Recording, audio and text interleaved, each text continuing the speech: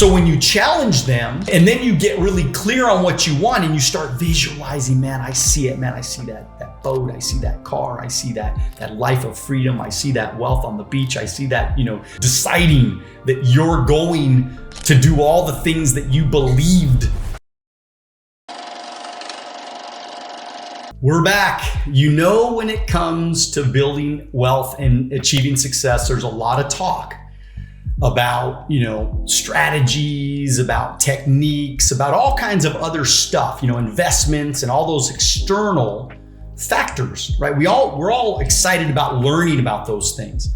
But I've learned over the years, both from my own journey and then also from coaching thousands and thousands of other people, that the biggest barrier to success isn't out there, right? It's not external. It's right here, man. It's our mindset, it's our brain, it's our mind. So today, what I'm gonna do is I'm gonna walk you through how to crush those limiting beliefs, those things that are holding you back. And then we're gonna help create that mindset that works with you, right? Get your mind to work for you, not against you. A lot of people, man, they allow their mind to control them.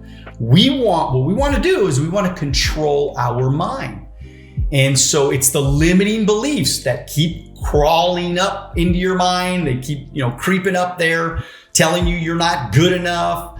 You don't deserve success. And you know what? Most of the time, these beliefs aren't even ours. They're not our beliefs.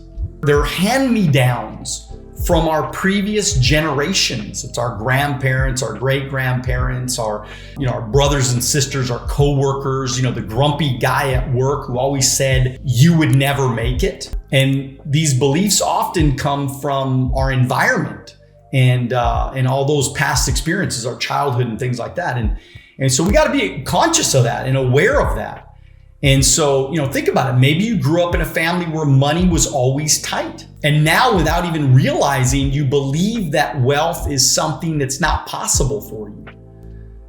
You think it's just something that other people have.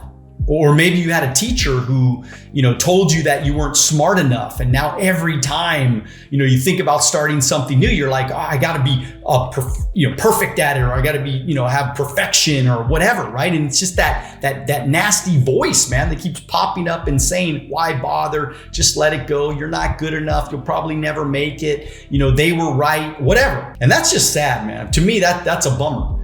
And so, you don't have to accept those beliefs. You can challenge them. I'm always challenging my beliefs. You can reframe them. How? Start by questioning where they come from, right? Ask yourself, where did it come from? And also, is it true?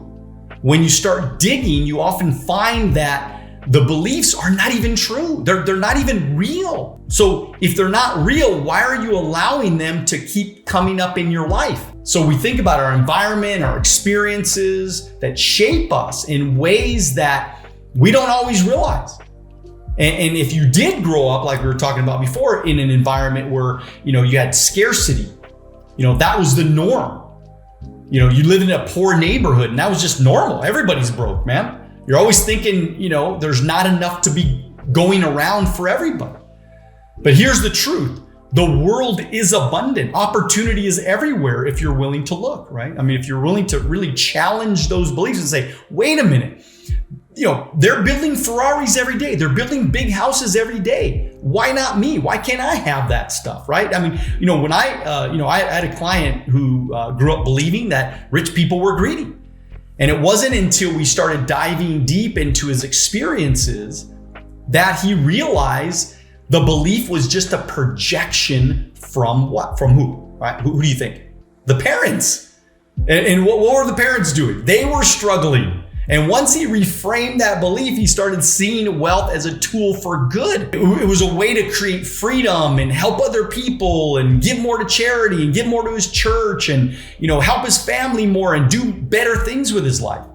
So let's talk about getting your mind to work with you instead of against you, right? So it's like visualization. Athletes use this all the time. They see themselves crossing the finish line. They see it, right? Before it even happens. You see the home run being hit even before it happens. And so it's about creating that mental image of what you want things to look like, what you want your life to look like. And then it starts becoming, ingrained in your mind, and you start to believe it. You start to believe it, it starts to be more possible to you. And then of course, you're probably going to be more likely to achieve that, that goal or whatever that visualization that you had. And so I want you to think about it, take a minute, close your eyes and visualize, like vividly, hear the sounds, right? See the, smell, right? See the colors in bright, hues. And then practice this every day, see it, believe it, do it, act as if every day. And, another tool is the affirmations. And I did this. Right? These are positive statements that reinforce the belief that you want to have. They're like little mental workouts. Instead of saying, I never have enough, try saying, I'm worthy of wealth, right? Or instead of saying, I can't afford it, start to say, how can I afford it? How can I figure out a way? Okay, I want to buy this. I want this really nice car. So instead of, thinking you can't afford it, why don't you just say, how can I afford it? How can I figure out a way to afford it? Maybe I got to have a side hustle now and I got to make more money. I got to create more wealth in my life. And then you got to start reflecting and journaling every day and doing this stuff, right? Because the negative beliefs, they're going to constantly pop up. And once you get clear, once you start reinforcing that mindset, the success is going to start happening a lot faster. And so, again, the main thing that I want you to take away from this today is that most of your beliefs that you think are true, they're not really true. And so when you challenge them, and then you get really clear on what you want and you start visualizing, man, I see it, man. I see that boat. I see that car. I see that life of freedom. I see that wealth on the beach. I see that, deciding that you're going to do all the things that you believed you always wanted to do. And then you see it like with intensity and you see it with clarity. And then guess what happens?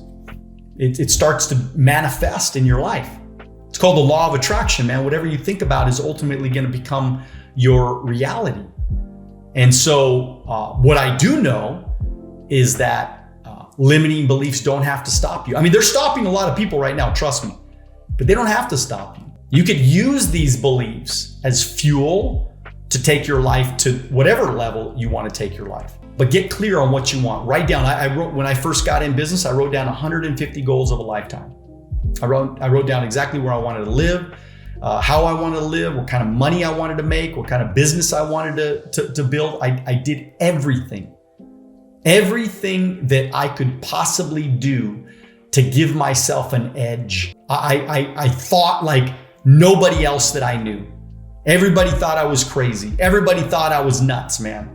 I said I was going to do this and this and this and this, and they laughed at me and they made fun of me and they talked behind my back and they said, are you already rich yet? And blah, blah, blah, all this bullshit. I said, you're not going to stop me. I'm going to do what it takes to be who I want to be and create the life that I want to create. And so, a few years later, I was making 100,000.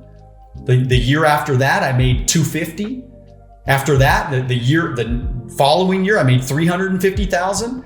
The next year I made 450,000. By the time I was 28 years old, I had saved $1 million. I was completely financially independent. Right? I was making $500,000 in passive, reoccurring income. My life changed because of my mindset, because I got rid of all those beliefs. I knew exactly what I wanted, and I thought abundance instead of lack and limitation. That's what you're going to do. Okay. That's why we're starting here. This is the foundation. This is what you're going to do. You're going to make that choice today to write down your goals. Do it right now, man. Don't wait. Don't just think that things are going to happen for you without you doing the work. You got to put in the work. You got to put in the effort. So what is that effort? That effort is, okay, you got to take the time, either early in the morning, late at night, whatever, while you're not working.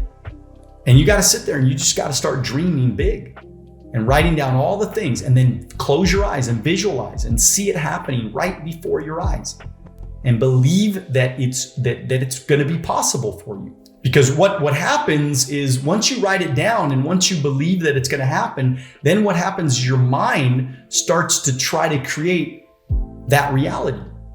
Because your mind doesn't want to be like lying to itself. Your mind always wants to create what you tell it to create. But it's gotta be in a real deep level, because what happens is then it's kind of like when you're driving down the road and you turn on that on-ramp and you weren't supposed to turn on that on-ramp. Why did you turn on the on-ramp? Is because you're used to turning on that on-ramp, but today you were supposed to go on a different one, but you were so programmed that you just turned there just instinctively. You want your brain to work for you instinctively every single day. That's what you want to do, is make your mind work for you instead of you working for your mind. If you like this video and you want to watch another one, click right here.